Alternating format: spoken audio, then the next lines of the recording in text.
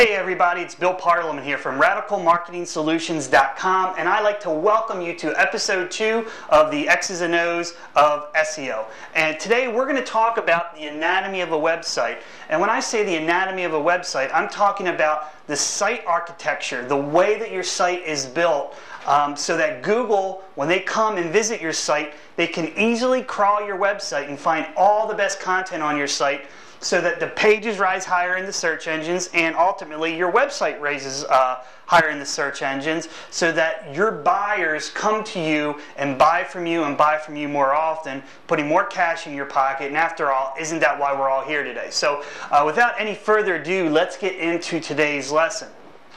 So first thing I want you to think about is most business owners think of their website in terms of its whole, or they think of it globally. And most times when you think of your website, you think of your homepage, and you need to change your SEO mindset and start thinking about your website in terms of first keywords and then pages of content built around those keywords. So most business owners see their website like this as a whole, and I'm going to challenge you to change your mindset on that and start thinking about it more as individual web pages. So let me explain to you why this is important. Two of the ways that Google ranks web pages in the search engines is with relevancy and popularity.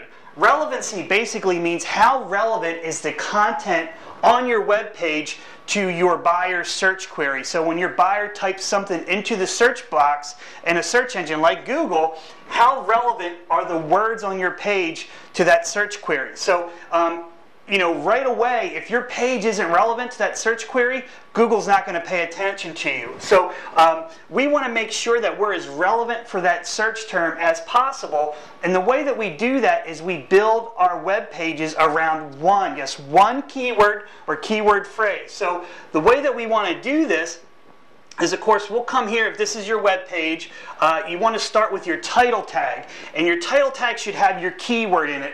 I prefer to have the keyword as the first word or first part of your title tag whenever you're filling those out. And I really only recommend that you stick to one keyword or one keyword phrase. Having 10, 15, 20 words sometimes I see in title tag, that's really going to devalue your main keyword. And this is the keyword we want this page to rank for the search engines. Then you want to start with your page title. Okay, I have H1 tags here, and that's just a form of HTML, but you want to put your keywords in an H1 tag. Some people are saying that Google's no longer paying attention to H1 tags because spammers have kind of gained this, and they'll use the H1 tag and stuff it with keywords. But I'd recommend if you're just going to use one keyword in your page title to use the H1. It can't hurt.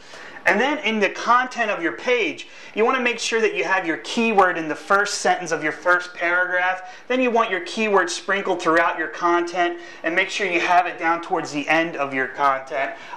Don't keyword stuff your pages, and at the same time, you don't really need to worry about how many times you're using your keyword. If you're writing good content, your keyword should appear naturally, and it'll rank well for that keyword. If you're looking for kind of like a rule of thumb, for every 100 words, you might want to try to use your keyword or keyword phrase about 3 times if you're interested in that. But that's just if you want to do that. I'd also recommend that you put an image on your page, and the reason I recommend that is because quality content tends to have an image in the page. So add an image that's relevant to the topic that you're writing about, but make sure you add the alt text to your image, which is the attribute that your keyword in alt text. What that does is that basically tells Google what that image is all about. Because remember, the search engines, Google cannot read or tell what an image is. So the alt text is actually the words that describe the picture. So you want to make sure you have your keywords in there.